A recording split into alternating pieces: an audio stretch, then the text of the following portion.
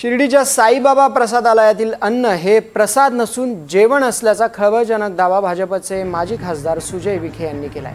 शिर्डीमध्ये नगरपरिषद निवडणुकीच्या कॉर्नर सभेमध्ये शहराच्या गुन्हेगारीवर बोलताना सुजय विखे यांनी पुन्हा एकदा साई प्रसादालयातील मोफत भोजनाचा विषय काढून खळबळजनक वक्तव्य केलाय।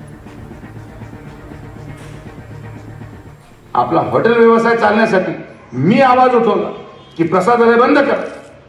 फार अख्ख्या जगामध्ये माझ्यावर टीका झाली, म्हणजे हा प्रसाद आहे। अरे प्रसाद काय असतो? प्रसाद घुगरी आणि लापशी असते।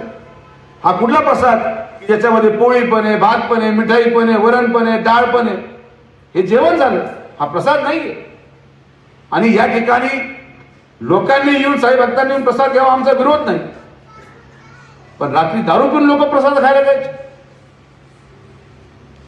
इथं सगळेचे जेवढे साई भक्त म्हणून फिरत होते ते साई भक्तच नव्हते, भिकारी गुन्हेगार।